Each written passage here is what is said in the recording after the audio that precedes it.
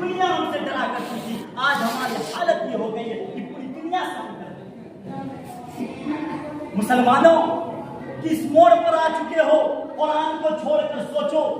آج مسجد کے اندر آؤ، صف میں صرف ایک صف نمازی نظر آتے ہیں، لیکن یہاں سے وہاں تک نظر ڈالو کتنے لوگ ہیں، کتنے لوگ نظر آ رہے ہیں۔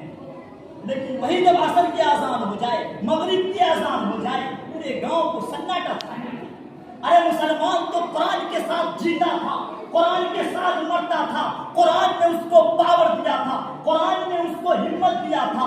جب بھی اس کو کوئی پریشانی آتی، قرآن کے اوراق کو کھولتا اور اس میں اس مسائل کو تلاش کیا کرتا تھا۔ جب بھی کوئی جنگ ہوتا، قرآن کے اوراق کو کھول کر اس کے ان حل کو تلاشا کرتا تھا۔ کوئی بیماری ہوتی، قرآن میں اس بیماری کے شفا کو تلاش کیا کرتا تھا۔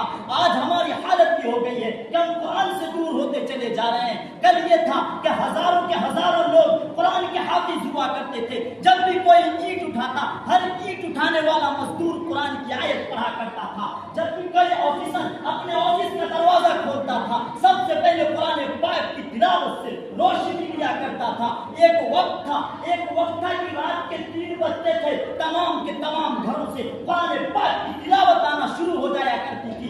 ایک وقت تھا کہ رات کے 3 بجے تمام کے تمام لوگ وضو کر کے مصلی پر سجدہ ریز ہو جایا کرتے تھے۔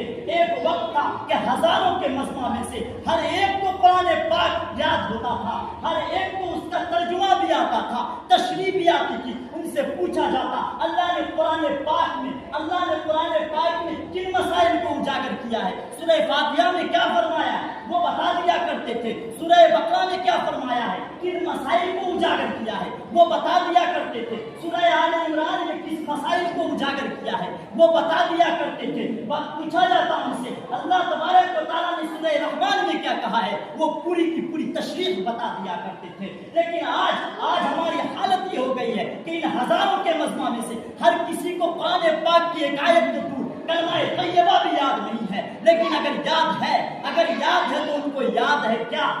سلمان اور شاہ رخ کے گانے یاد ہیں، ان فلم اسٹاروں کے جن کا نام لینے سے شیطان بھی شرم محسوس کرتا ہے، ان فلم اسٹاروں کے نام یاد ہے تو کیا یاد ہے؟ آج یاد وہ چیز ہے جو چیز ہمیں یاد نہیں ہونی چاہیے، یاد نہیں ہے۔ یاد ہے تو کیا یاد ہے؟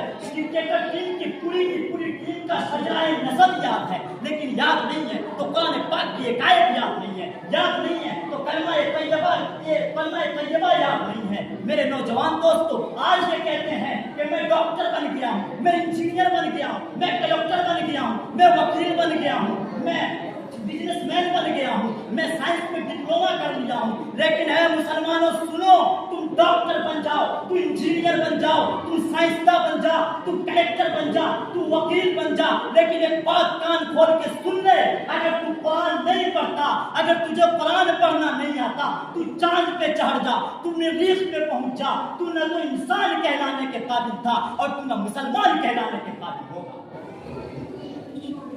آج ہماری حالت یہ ہو گئی ہے کہ اگر کوئی حافظ کو چوراہے پر کھڑا ہوتا دیکھ لے اور اگر اذان ہو جائے تو 10 لوگ یہ آواز دیتے ہیں حافظ صاحب ٹائم ہو گیا مسجد جائیے۔ میرے مسلمانوں، میں اس منبر سے تم سے سوال کرتا ہوں، کیا اللہ نے تمہارے اوپر نماز فرض نہیں کیا؟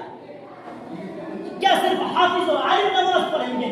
ہماری حاضری جمعہ کے دن 12:55 پر حاضری ہوتی ہے مسجد کے اندر، لیکن اسی گھڑی کا ٹائم 1 منٹ آگے ہو جائے تو 10 لوگ یہ آواز اٹھاتے ہیں کہ خطبے کا ٹائم ہو گیا ہے۔ تجھے اللہ کے گھر میں 1 منٹ بھی سکون نہیں ملتا کیا؟ میرے نوجوانوں، کیا میں اپنی بھلائی کے لیے کر رہا ہوں یا تمہاری بھلائی کے لیے کر رہا ہوں؟ اگر میں تجھے دعوت دیتا ہوں، آج اگر ہم کسی حافظ کو دور سے دیکھتے ہیں راستہ کاٹ دیتے ہیں، امام صاحب کو دور سے دیکھتے ہیں راستہ کاٹ دیتے ہیں، مؤذن صاحب آ رہے ہیں اذان دینے کے لیے گھر میں گھس گئے، امیر صاحب کو دیکھ رہے ہیں گھر میں گھس گئے، کیونکہ وہ ہمیں دین کی دعوت دے گا، وہ ہمیں کہے گا نماز پڑھنے چلو۔ ارے مسلمانوں، یہ اپنے فائدے کے لیے بول رہے ہیں یا تیرے فائدے کے لیے بول رہے ہیں؟ کیا کبھی تمہارا رموتی کے قبرستان سے گزر نہیں ہوتا؟ بتاؤ میرے گجرات کے نوجوان، آج بتاؤ اس قبرستان کے پاس کون ہے؟ اس گاؤں کے کتنے لوگوں کے ماں، کتنے لوگوں کی باپ اس دنیا سے چلے گئے؟ ذرا سوچو اس کے پاس کون ہے؟ سب کو چھوڑ کر اس گھر میں بیٹھے ہوئے صرف جمعہ کے دن ہی تمہارے لیے نماز کیا؟ میرے نوجوان دوستوں، قرآن سے ہم دور ہوتے چلے گئے، آج ہم دنیا میں ہر طرف پریشان ہیں۔